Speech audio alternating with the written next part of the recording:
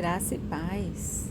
Em Marcos 5, de 1 a 17, diz assim: Eles atravessaram o mar e foram para a região dos Gesarenos. Quando Jesus desembarcou, um homem com um espírito imundo veio dos sepulcros ao seu encontro. Esse homem vivia nos sepulcros e ninguém conseguia prendê-lo, nem mesmo com correntes, pois muitas vezes lhe haviam sido acorrentados pés e mãos, mas ele arrebentara as correntes e quebrara os ferros de seus pés. Ninguém era suficientemente forte para dominá-lo. Noite e dia andava gritando e cortando-se com pedras entre os sepulcros e nas colinas. Quando ele viu Jesus de longe, correu e prostrou-se diante dele e gritou em voz alta: Que queres comigo, Jesus, Filho do Deus Altíssimo? Rogo-te, por Deus, que não me atormentes. Pois Jesus lhe tinha dito: Saia deste homem, espírito imundo. Então Jesus lhe perguntou: Qual é o seu nome? Meu nome é Legião, respondeu ele, porque somos muito. E implorava a Jesus com insistência que não os mandasse sair daquela região. Uma grande manada de porcos estava pastando numa colina próxima. Os demônios imploraram a Jesus: Manda-nos para os porcos, para que entremos neles. E ele lhes deu permissão. E os espíritos imundos saíram e entraram nos porcos. E a manada de cerca de 2.000 porcos atirou-se precipício abaixo, em direção ao mar, e nele se afogou. Os que cuidavam dos porcos fugiram e contaram esses fatos na cidade e nos campos, e o povo foi ver o que havia acontecido. Quando se aproximaram de Jesus, viram ali o homem que fora possesso da legião de demônios, assentado, vestido e em perfeito juízo, e ficaram com medo. Os que tinham visto contaram ao povo o que acontecera ao endemoniado e falaram também sobre os porcos. Então o povo começou a suplicar a Jesus que saísse do território deles. Esse texto é o esclarecimento de Mateus 8, de 23 a 34. O texto fala de um homem que vivia em cemitérios e montes, subindo montanhas e andando em cemitérios. E uma coisa me chamou a atenção aqui, em Gadara. O povo de Gadara, uma cidade com uma cultura grega, romana, profundamente gentílica, as quais Jesus visitou algumas vezes.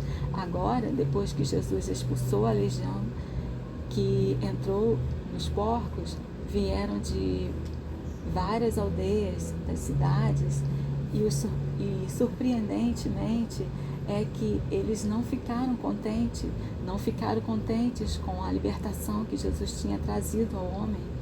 E aparentemente a região inteira, que supostamente viviam atormentados, era que se dava a entender por aquele indivíduo inaprisionável que quebrava tudo, e esse homem que tinha esse espírito imundo, ninguém conseguia prendê-lo, nem mesmo correntes. Ele se livrava de tudo, vivia no cemitério, se rasgando, se cortando, nu, vivia apavorando as multidões, de dia e de noite, pelas montanhas, os transeuntes.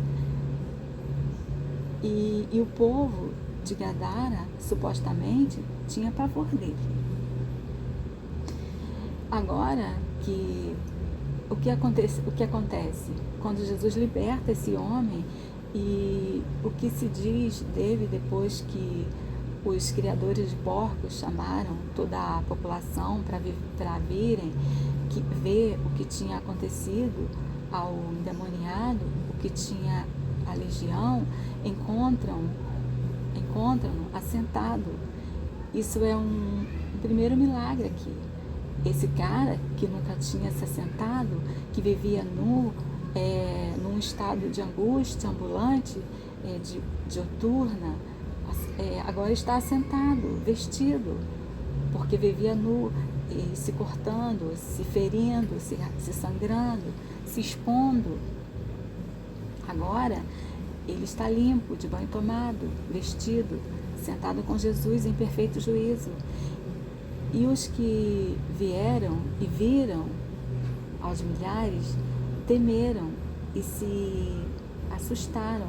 E aí disseram a Jesus, depois de terem presenciado os fatos que lhes fora narrado pelos criadores de porcos, contando, descrevendo o ocorrido, que o indivíduo não ficava apenas são, mas o que habitava nele saíra dele para a manada de porcos que se precipitou. Aquilo passou da entidade humana para os entes suínos, que eram 2.000, e se precipitaram no mar da Galileia e se afogaram, sem falar na invasão da propriedade privada, no prejuízo que esses caras tiveram, que Jesus não consultou ninguém para fazer isso. Porque os porcos tinham um preço, mas esse homem tinha um valor inestimável.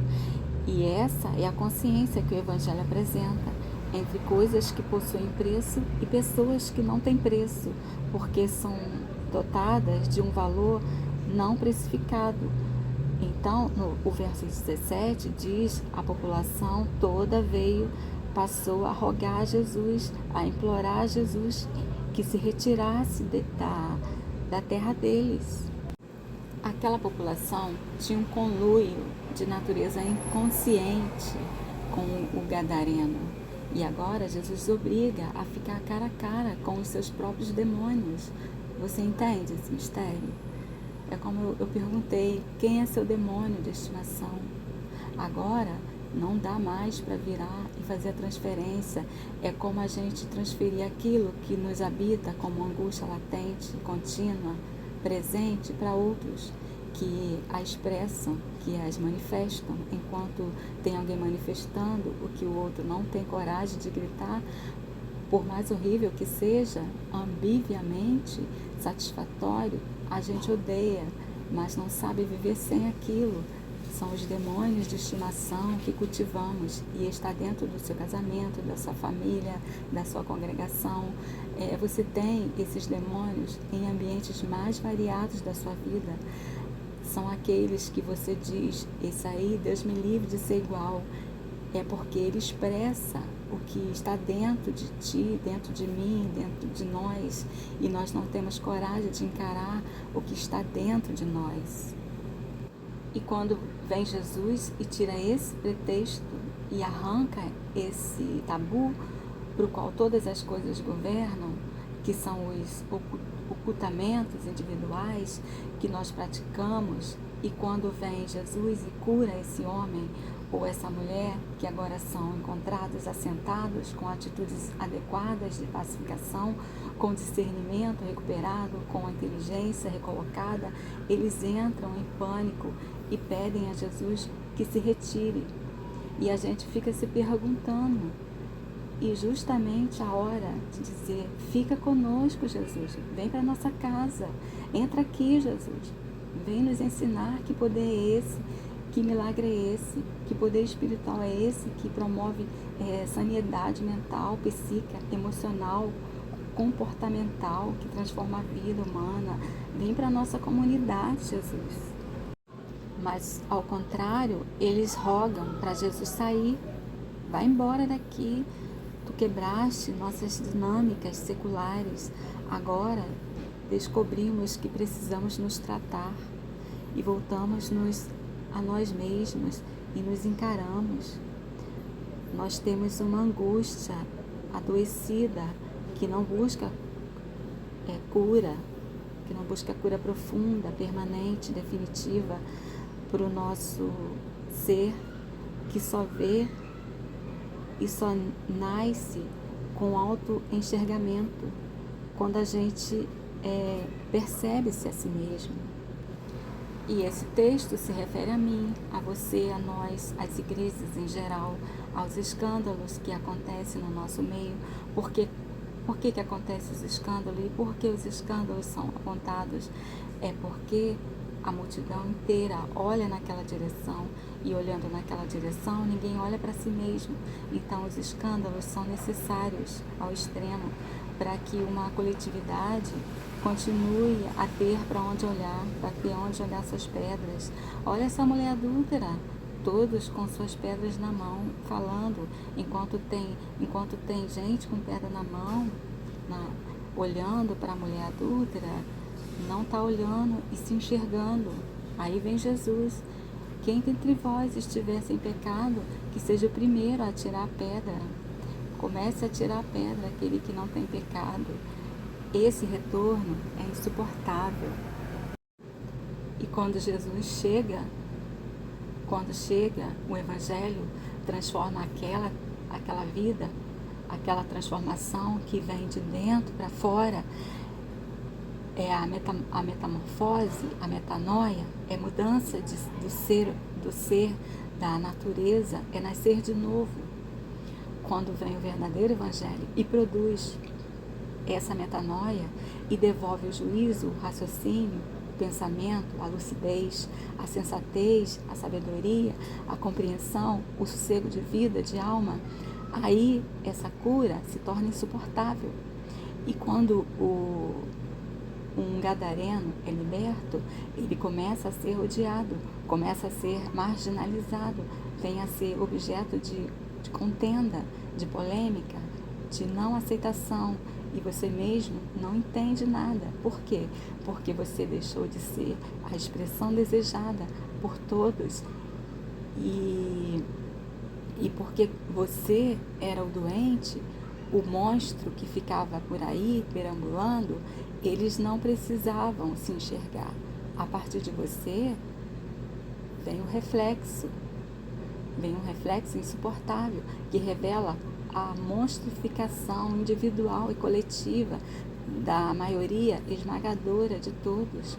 É por isso que quanto mais lucidez do Evangelho, quanto mais a lucidez do Evangelho entra na vida das pessoas, mais gente de Gadareno, de Gadara, da religião Gadara, do parental, dos gadarenos fanáticos, se tornam de mais ódio. Agora, o indivíduo que se machucava, que assustava todo mundo, acalma, pacifica, já não atira pedra em ninguém, já é um ser que as feridas estão saradas, o corpo está coberto, a mente está calma, e os gadarenos que estão doentes querem expulsar Jesus. Até os ateus do lado de fora já identificaram que quem tem menos ibope no ambiente religioso é Jesus, que qualquer um de Malaquias para o Velho Testamento tem infinitamente mais importância que Jesus. Jesus é assustador, Jesus ninguém quer. E quando Jesus, ao entrar no barco para voltar para o outro lado, suplicava-lhe. Agora, o ex-endemoniado de Gadara, a expressão dele de ver Jesus entrar no barco, ele suplica que Jesus o deixe ir com ele. O ex-endemoniado quer ir com Jesus. Assim é quando somos curados, quando encontramos o verdadeiro Evangelho. Nós só queremos ir com Jesus.